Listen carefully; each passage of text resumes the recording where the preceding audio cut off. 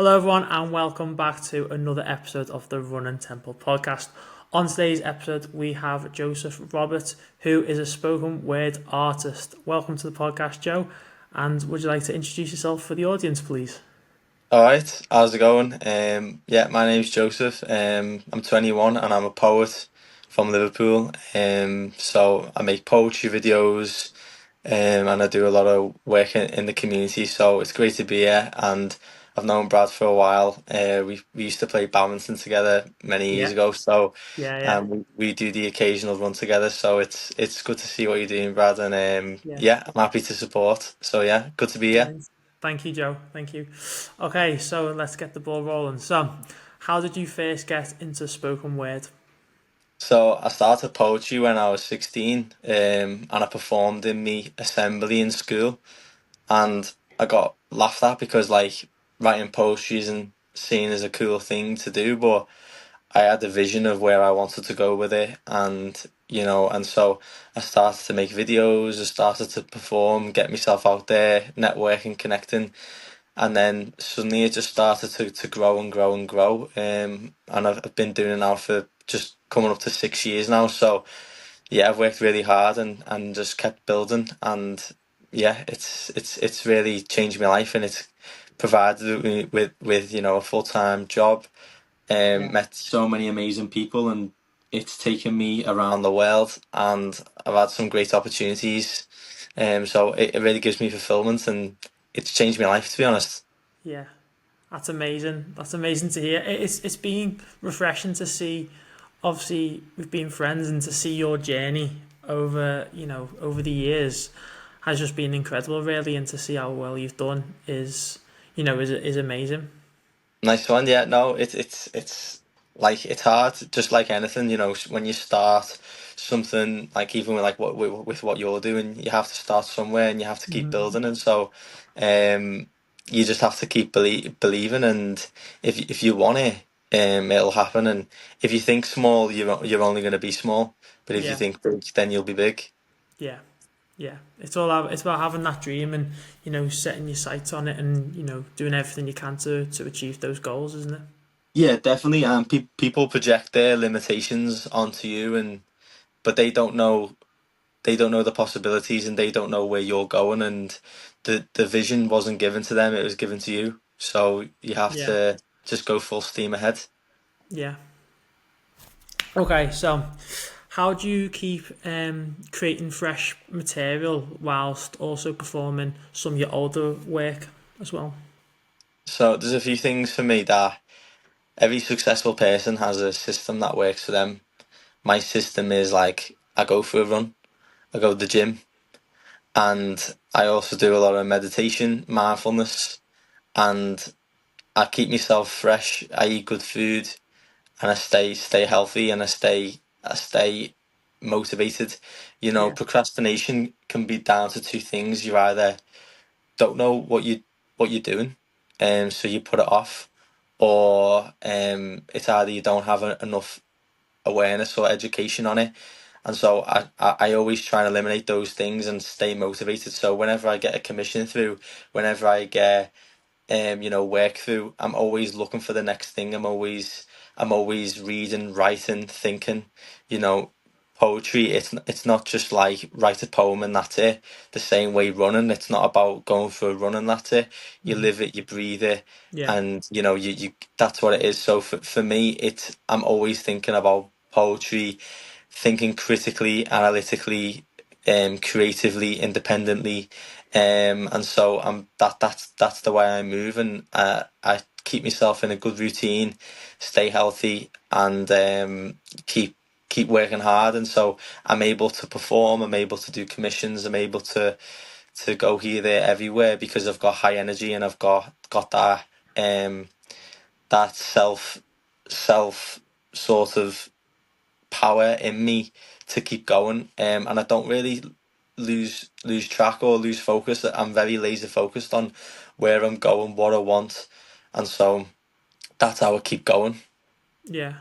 It's that's really good actually because you know as you touched on before, having that um, sort of routine to keep you in check and to keep you in line. So you've got, you're doing your time where you run in, you get exercise, and you do the mindfulness, and that'll obviously, give you a bit more time to do your poetry, and obviously you're much more productive doing that as well. And like I say, you've got the energy for that. So I think that's, it's a really good balance to have to keep you motivated and focused on your tasks and commissions.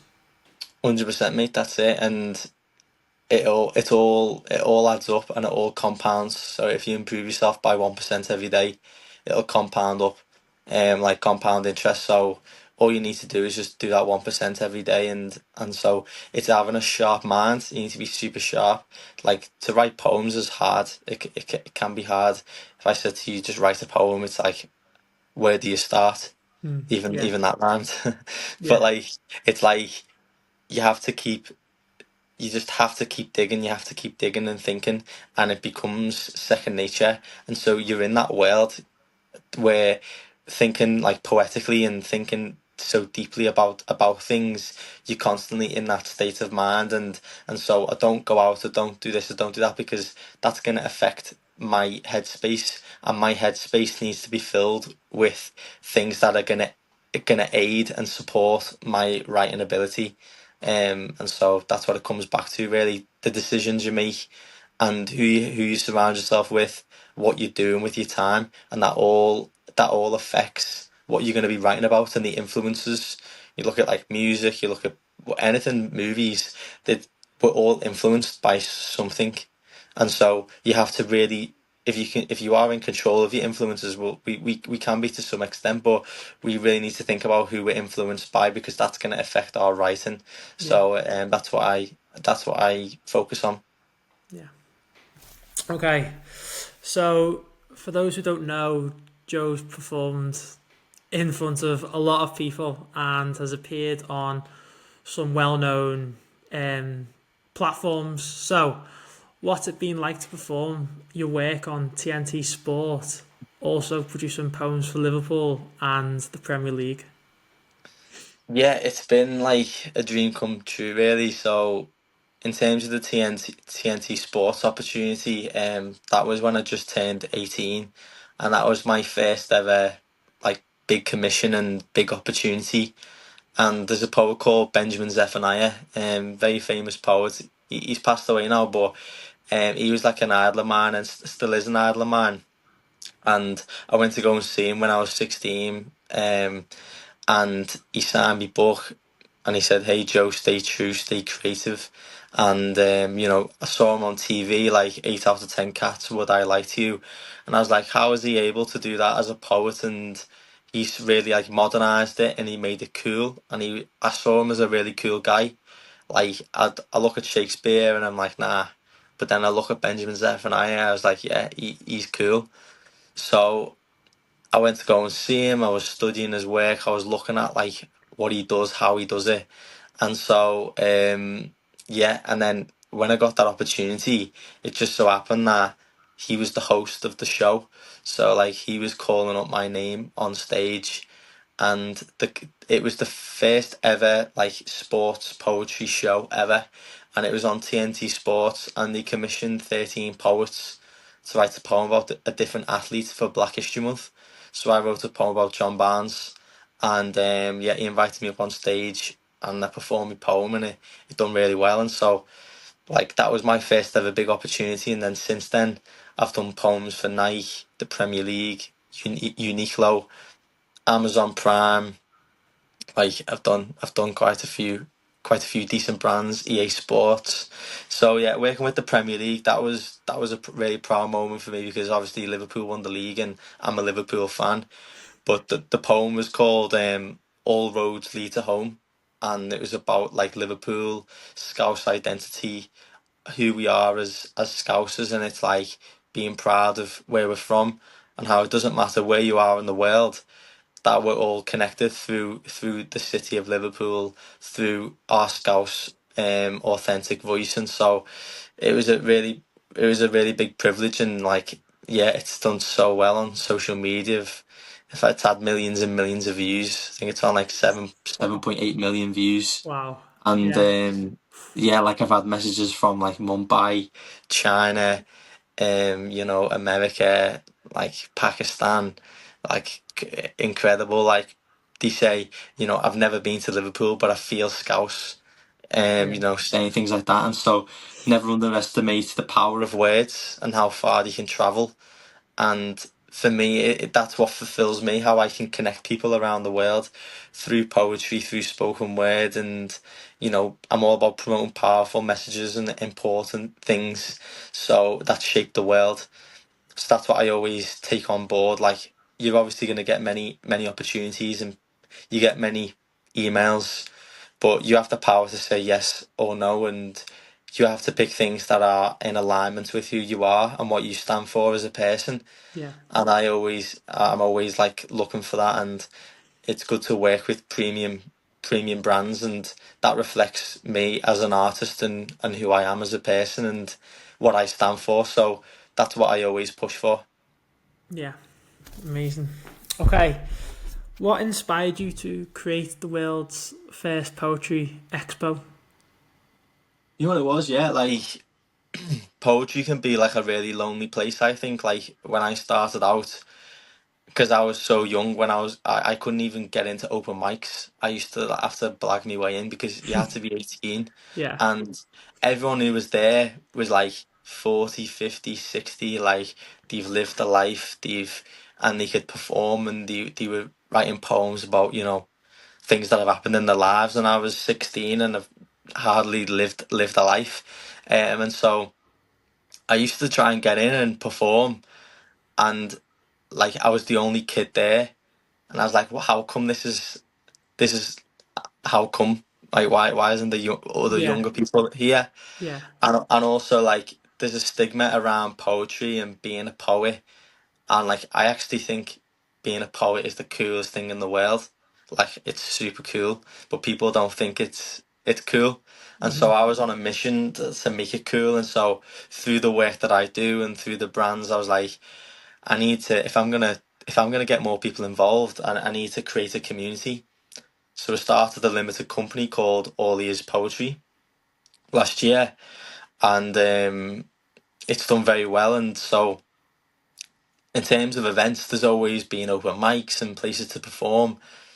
But I was looking at what else is out there, and so I was thinking, how about like an expo, um, where poets could come down, could network, perform, read, write, get the book signed, meet poets.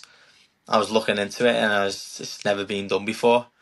And so I saw a big opportunity there to put something together where all these poetry events could come to my expo, and they could promote, they could sell their book, they could sell their t-shirts, they could sell their event and get more people involved, and basically create this space for other poets to connect, to network, food, drink. And so we held the UK's first ever poetry expo in July, and it was a great success. And we split the day into two. And in the morning, we had 310 kids come down, 22 schools. And then in the evening, we had poets from Birmingham, Manchester, London, Leicester, Wales, everywhere, like all around the UK. And so we want to make this an annual event, and we're going to do it next year, bigger, better. And yeah, so I want to grow my event, and I want to grow poetry, and sort of not only try and be the best in the world, and I'm very ambitious to be the best and push the boundaries, but I also want to support other poets and create a space where like this is cool, this is different, and I'm bringing in a different audience, because the only way we're going to grow poetry is not just creating things for poets, but also to create something for the general public to walk through the door and then be exposed to the world of poetry, and then they suddenly get involved, and they everyone grows their brand, and everyone grows their social media and their followers. So yeah, that's what we created, and it's done very, very well. We've had so many sponsors on board, so much support, and we've done it at the Liverpool Exhibition Centre, and it was boss meat. yeah. I think it was really good that you bring in people from different communities and all different poets down, for this event and connect with each other. And I thought it was, such a good event. And yeah, it sort of got the world of poetry and spoken word out there for the younger generation to try and help them grow as well, and potentially many young poets in the Defo, lad. in the future. Defo, that's what it's all about. Okay, so what's your vision for poetry and spoken word? My vision is and always has been to make it cool, mainstream, and accessible. That's it. And Yeah, so if I can do poems through EA Sports, Nike, Premier League, we're putting it. I'm pushing poetry and putting it into places where it's never been, and I'm reaching people where it's never been, and so that's what I want to do, and I want to make it like mainstream, and I want to grow it more. I want to create more opportunities for poets, yeah, and I want to change people's perceptions of poetry because it's boss. yeah. Amazing. It's so good that you've got your passion and you wanting to get it out there, and that's what motivates and drives you to to do your best and to succeed, because you are succeeding. You're doing really, really well at it. Yeah. Nice one. I appreciate it, mate. Nice one. Okay, so the last one. What advice would you give someone wanting to start out performing spoken word? Honestly, the same advice I'd give to anybody starting anything is to believe in yourself. You have to be consistent, you have to be patient, and you have to work really, really, really, really, really hard. Yeah, And, you know, you have to be the best. You have to want to be the best. And so that's my advice I'd give to anybody starting anything. yeah, In terms of poetry specifically, get yourself out there, go to poetry events, go to open mic nights, write as much as you can, read as much as you can, and start social media. It's free. It's free yeah, advertising at the end of the day. yeah, Start putting out content and speak your truth and be authentically you. yeah, yeah. I think having that sort of um, like hobby, and you can express yourself through it, can't you? Especially for me in running as well. That's sort of a way that I can express myself, and with you and your spoken word, and it's Yeah, to do that is it brings obviously us great joy, doesn't it? Which is good. defo. Yeah. Okay, so Joe, I really appreciate that. Thank you for coming on the podcast. Thank you for listening, everyone, and I will see you next week.